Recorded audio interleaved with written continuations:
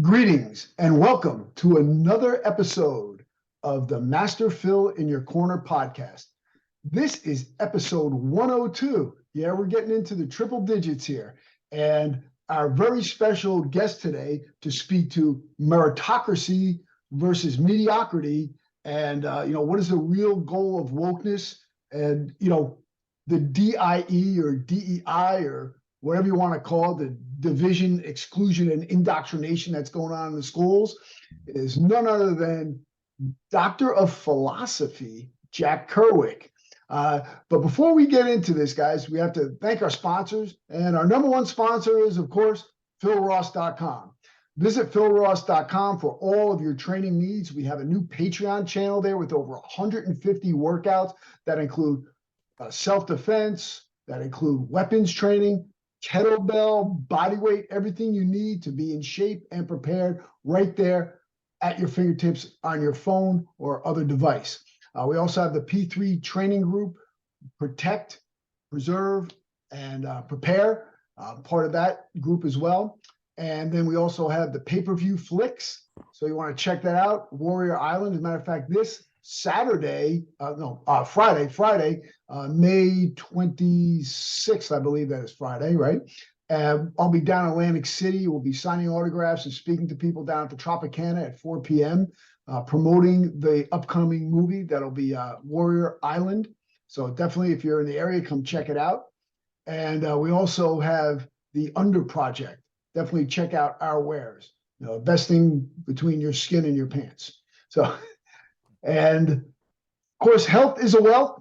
We got that coming too. The new site is being revamped. I can't wait to get that out to the community at large. It's a great source for, virtual source for all your needs with health, wellness, doctors, dentists, everything, you name it. We even have educators on that as well.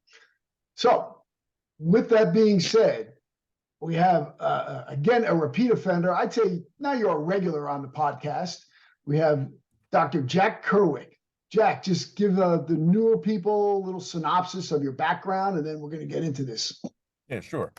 Yeah. Well, I have almost, I guess now 24 years of teaching experience, teaching philosophy at the college level.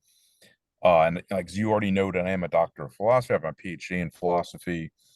I write, I publish. I'm also a self-defense instructor. I'm in the martial arts. And that's, yeah, I mean, as far as my credentials go, those are in. Those are my credentials. Yeah, I mean, you're also into, we do have a lot in common, both being professors, both being into the martial arts, and both being into strength and conditioning as well. Yes, yeah, right. You're in great shape as well. You're always, throwing that iron around as well. So, thank you. Yes, absolutely. So, it seems that at this point that meritocracy is a bad word.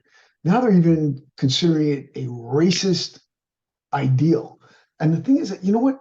If we're not basing it on meritocracy, what is the goal? Mediocrity? Right. What is going on? Why this switch? What are we going to do about it, and how to right this ship? Right. Yeah. Yeah. I mean, for the longest time, this ideal of merit, has been challenged. Normally, it's most characteristically been put into question by those ideologues that are typically labeled left. Yes. But honestly, it hasn't always been so. There's in particular one thinker, F.A. Hayek, Hayek, for those of your audience members who may not be familiar with him. Hayek? What's that? No, I don't think there's any relation there. No, okay. He was an Austrian of social theorist, economist, philosopher of sorts. And he wrote, I think it was the one work for which he's probably most famous is The Road to Serfdom. And it was written, I think, back in 1944. It was written during World War II, once Nazism really became visible to the world. Yeah. And Hayek wasn't concerned with critiquing just Nazism specifically, but he was looking at all species of collectivism that wanted to identify a single common end or set of ends that all human beings in society or beyond should pursue. Now, Hayek was a defender of liberty, and as far as he was concerned, as long as people are being compelled to pursue a single end or a select number of ends, then there was slavery, essentially. Because, what is it that fundamentally distinguishes the slave from the free person, other than that the slave is being forced to labor for ends that are being assigned to him? Right. It's not for the benefit of themselves and their own goals. It's to Right. support another goals that someone else will reap the benefit. Exactly. But Hayek, just a few years before he died in 1992. He was an old Wow. man when he Yeah. died. He was born I think in the 1880s, or maybe the 1890s, but he was born, in the final decade or so of the 19th century. And he lived a long life. But just a few years before he died, he wrote another book called The Fatal Conceit. And it was it was just carrying on this critique of socialism.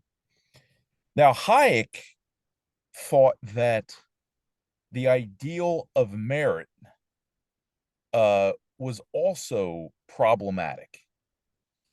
And why is this? Because he said, well, yeah, and it's interesting because what he argued is that um, for as straightforward as it may seem on its face, there's and has always been disagreement as to what the principle of merit should be, or as to what it actually encompasses. And because he also was a cultural evolutionist, I think he was probably also a biological evolutionist. I think he thought Darwin's theory was, among the greatest theories. But he was a cultural evolutionist in that he said, long before Darwin, other theorists have recognized how culture, civilization itself evolves over eons, and that if we ever tried to really um, anchor progress into satisfying principles of merit, we would have actually stopped a lot of the progress that has been made over thousands of years, which involve luck, which involve advantages that were never actually earned. So just saying, just for the record, I know today it's given the contemporary social setting, the political climate today, typically proponents of merit are identified as being on the right, whereas the critics of merit are on the left. But it's much messier than that, actually. Well, most lines are not solid. Most lines are dotted. And even if you look at the yin, the yang, right? Hard versus soft, masculine, feminine, so forth, right? They both meet, and then there's a black dot on the one side in the white area, and there's a white dot on the other side in the black area, because they both have characteristics of each other. Like it's never a clear line, and this is the one thing I think that is a definite problem in the lack of communication that's going on in our society today. Well, you can't have a front without a back, right? So no, but I just thought, just for the sake of intellectual, honesty and getting as clear a picture as possible of what's going on, and not getting too lost in the weeds of the shit show that is the contemporary political scene. There are people on well, I would say, and I'm getting increasingly reluctant to even use these labels because they've gotten so messy. But there are those who have not traditionally been identified with the left. Yes. Who have been critiquing the concept of merit. I mean, David Hume was an 18th century Scottish philosopher, world-renowned philosopher. He was a Tory, which is he belonged to the Mhm. Conservative Right. Party. Yep. David Hume was critical of the concept of merit. And again, the criticism is sensible in this sense, in that you're born with with certain aptitudes, talents, potentialities that another person may not be as endowed with, right? Now, that doesn't mean that you're necessarily going to actualize these potentialities, but there is something to be said for this variation in talent and interest and aptitude amongst human beings. Or maybe you're born into a family that has greater financial resources than the one Mhm. into which I'm born, or you're born to parents who have connections that my parents don't have, or maybe I don't even know my biological parents, right? Right. So these are all advantages and disadvantages that we come into the world with, and that we haven't earned. And so a lot of the critics against merit will argue, well, then we need to do something to, or at least a lot of the left-leaning critics of merit will argue that, well, we need to somehow arrange society's institutions to mitigate as best as possible these unearned, or these inequalities in advantages and disadvantages that were never earned. Yeah, it's kind of funny that you can see some merit, let's say, in that philosophy, Yeah, but the problem occurs is that, you know what, no matter what, people can be born into something and do nothing with it. right. That's Um, right. you know, Right. just take Trump, for example. His brother Fred was born to the same opportunity as him. He became an alcoholic and did nothing with his life, whereas he Good point. became a Right. billionaire. So who's to say? And then his father started out with nothing, you know. Exactly. So And so, yeah. who's So, to say? And okay, here compare. I'm 5'10". Okay, um, I'm not 6'8", 6'9", 6'10". So there's no way, if my goal was to play in the NBA, someone who's much taller than me has a distinct advantage. correct. Correct. Exactly. So I was going to say this. So Hayek, F.A. Hayek is typically recognized as more of a libertarian. Mhm. He was a lifelong enemy of socialism. Yes. David Hume was certainly no kind of socialist, egalitarian in the sense in which that term's typically used today, Mhm. in connection with communism and socialism. So we can acknowledge the merits of what the Humes, the Adam Smiths, Mhm. Mhm. the F.A. Hayek say, and yet reject the the proposals made by socialists Right. who believe that the solution to these unearned or these undeserved advantages or disadvantages amongst individuals is for government to rearrange society in accordance with some premeditated blueprint, Yeah. right? And again, Hayek was very insistent about this point too, Let, let me that jump in. Let me jump in yeah, there a second. You mentioned one word, and whenever anyone uses that word, what happens? That means you're saying it's expensive and doesn't work. It's called government. right, Whenever we right, have that intervention, the larger the government exactly, entity, the worse it is. And the thing is that I'm going to even interject this, because people are born with specific talents.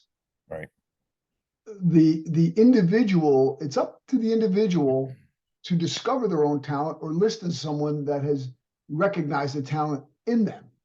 right, Um, because you look at I'm going to go in the NBA again. If you're born a certain way, your chance your chance of performing in the NBA and being selected and successful are very good. Now, if you're born another way, well, maybe you're going to be a very successful accountant. right. So That's it's right. up to you to discover that.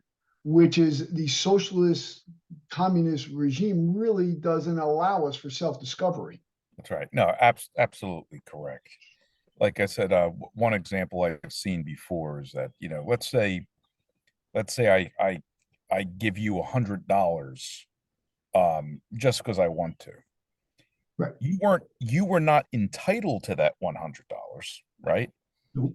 That $100, we'd say, is non-deserved.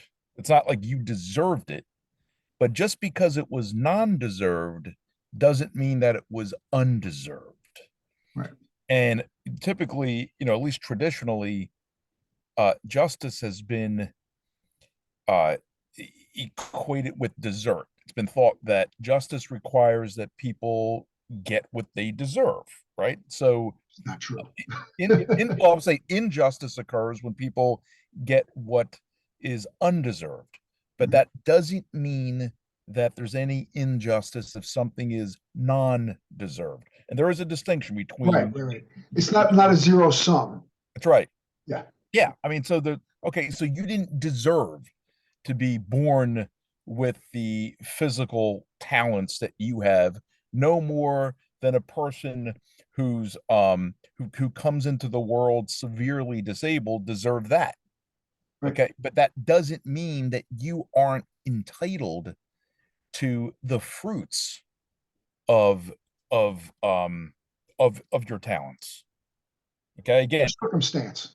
right. The circumstances, the talents were not themselves deserved. You weren't entitled to be born with those strengths, but you are entitled, or at the very least, there's no injustice that occurs if you reap the fruits of cultivating those talents.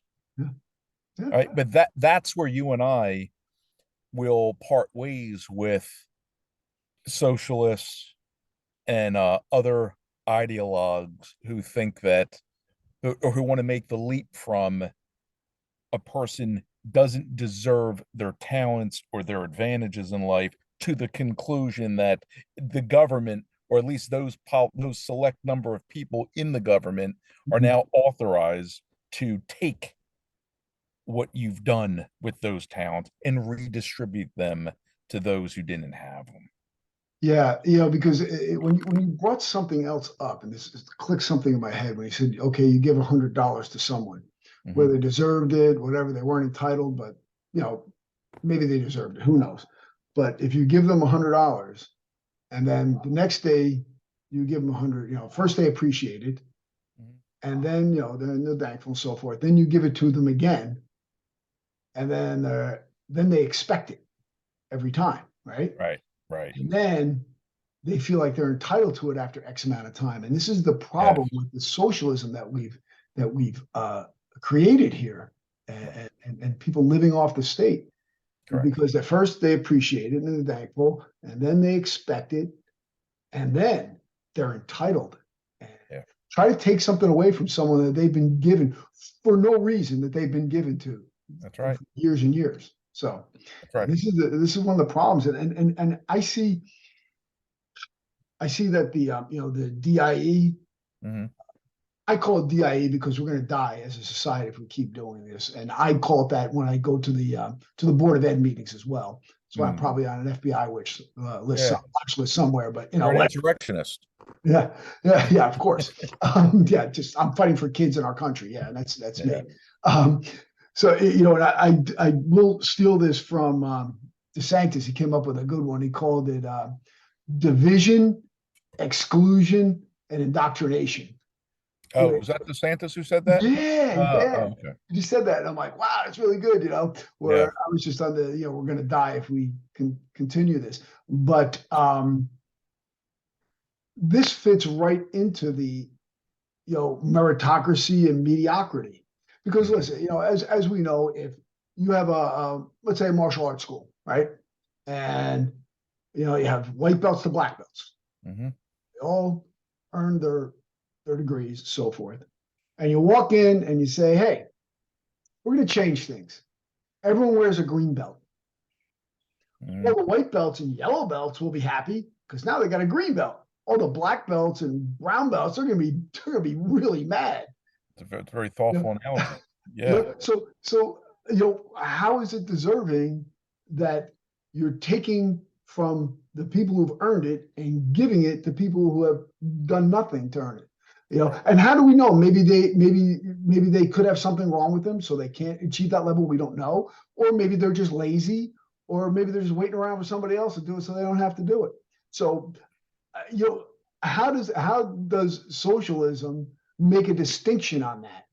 right. And this is where where I differ a lot, and I know you do too. It is saying that, if you're going to give to other people, which is fine. You should give to other people. You should give them a hand up as opposed to a hand out. Right. But sometimes people need a hand out to get moving, if they're really down or incapable. But that's where your community, your church, social organizations help people out. But by me giving my money to a government who's going to distribute that to who they see fit is incorrect. I can spend my money better than they can. Yeah. Edmund Burke, he's usually regarded as like the patron saint of modern conservatism. Mhm. He was an Anglo-Irish parliamentarian back in the 18th century. Mhm. And he wrote quite a bit, but the one work of his for which he's most famous, I think, is the Reflections on the Revolution in France. Mhm.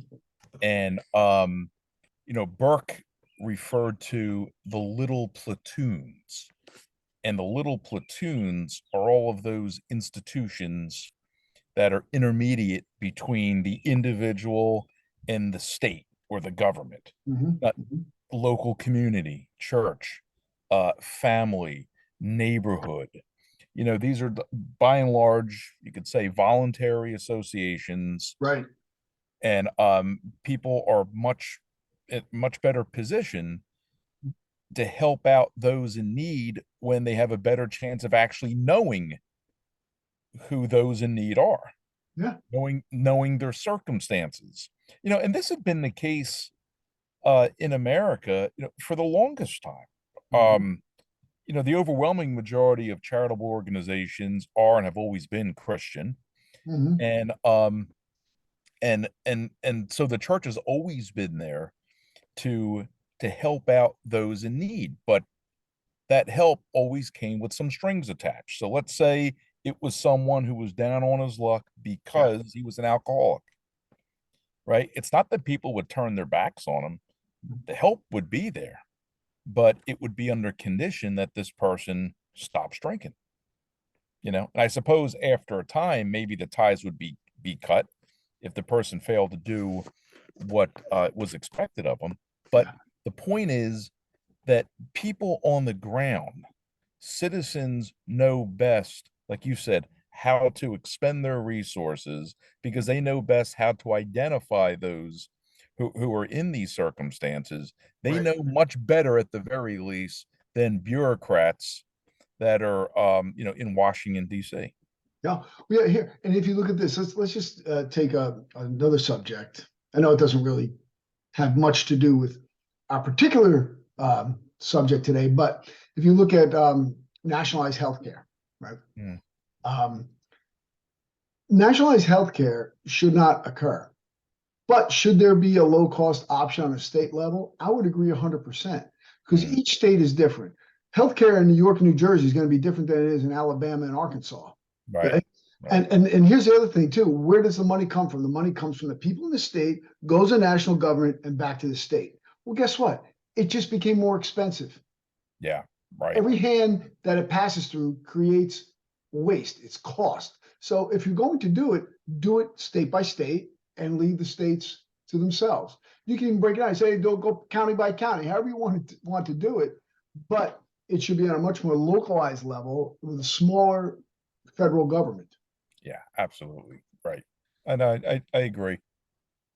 I agree. But I think people can also, I mean, for as giving Yeah. as so many American citizens, particularly religious Americans, remain, Mm-hmm. nevertheless, when it's known that people who they may otherwise have given to are able to collect checks from the government, that can potentially disincentivize people Oh who yeah. otherwise may have given from giving.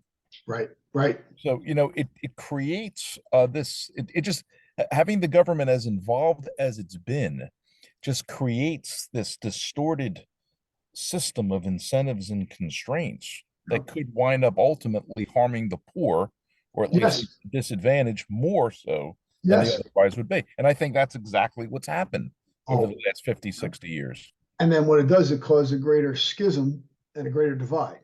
Right.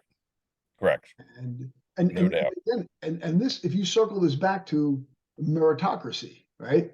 Right. Okay, both of us have to grade students. Hmm. Okay. And my Yeah, we students do. know where I stand. Look, I'm extremely fair, but I expect you to do what's necessary. Right.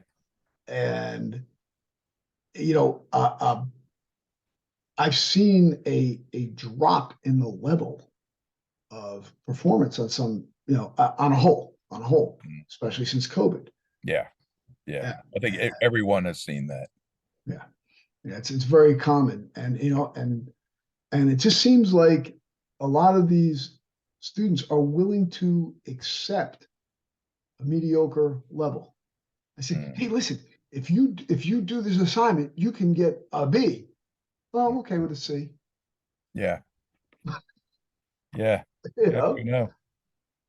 so just get your stuff in on time. Oh well, I'll get it when I get it. Yeah, there's no sense of urgency really, and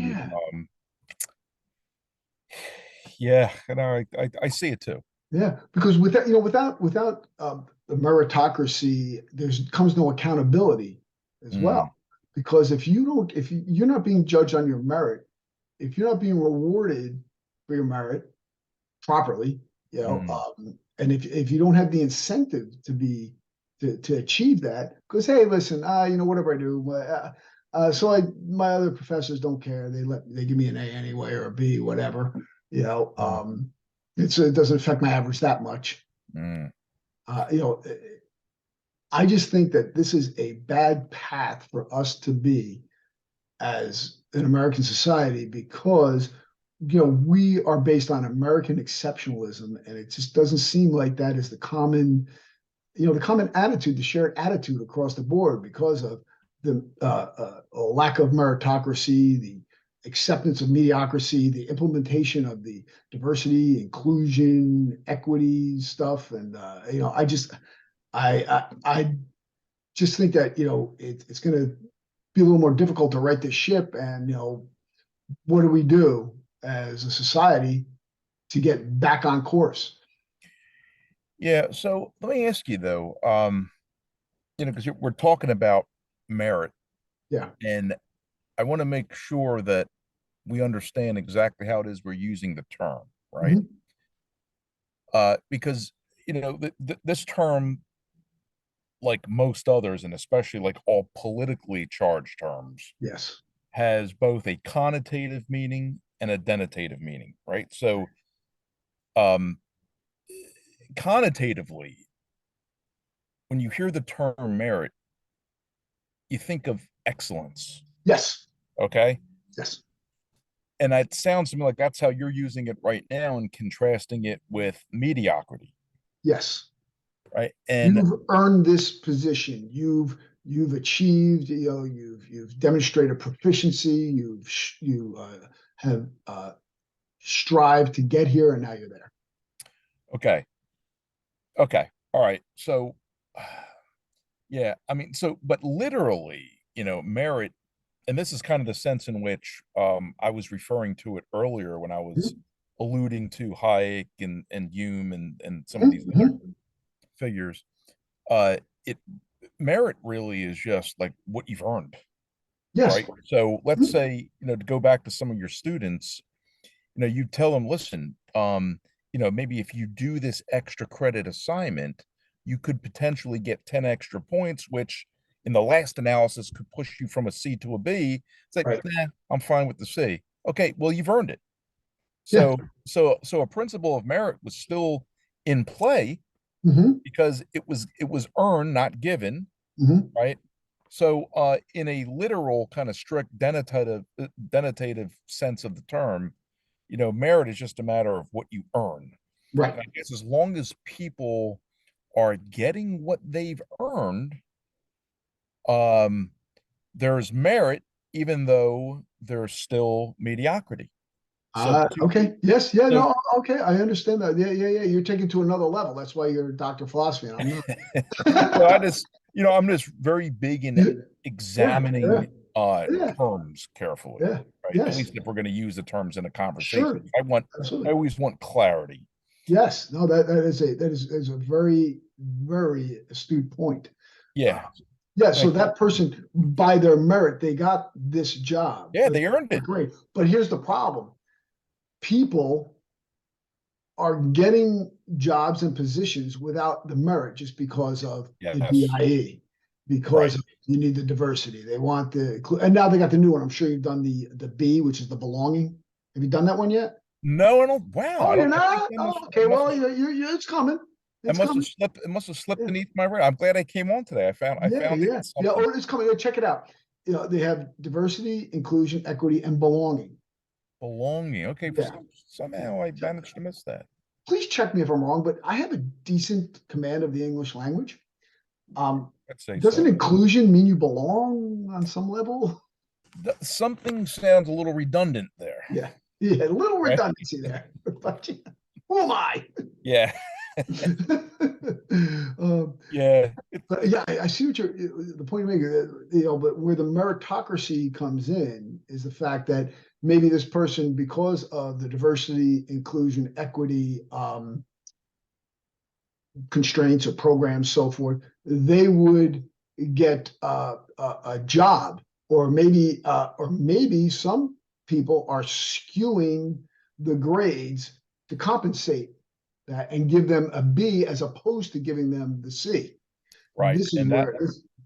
Yeah. And that's where merit is undermined. Yes. Right. Yes. Now, again, I'm just having some fun with this. Yeah, sure. Of course, it's also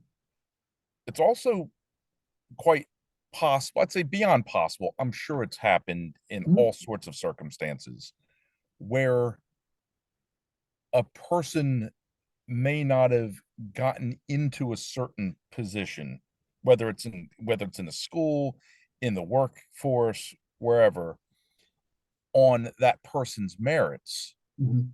but once granted admission, Mhm. wound up excelling. I would definitely agree that point has merit. Yeah, Yeah, yeah, no, there's some people who have grown into positions given the opportunity. right, right. I could, God, I'm sure there's a number of arenas. Mhm. Um, I don't want to say a number, but I'm sure I can almost guarantee there's been times in my own life Mhm. where I said, man, if only I would be given that chance. Yes. I have Yes. no doubt that once I'm in that position, once I'm Sure. on that track, I'll kick ass. Yes. But but because I didn't satisfy all the criteria for Right. Right. admission, I just never got it. Yeah. But then how is that determined? Because Yeah, I too have been faced with those situations where I think, God, I could have been great at this job, but yeah, I didn't get it. right, Because of whatever reasons. right, Uh, but I know that I could have adapted and grown to the position. I mean, you give me any job, I think most things I could kind of figure out within like 3 to 4 months and be decent at it, and yeah, then right, excel after that. But given that opportunity, but the thing is, like, how do you know when to afford that opportunity?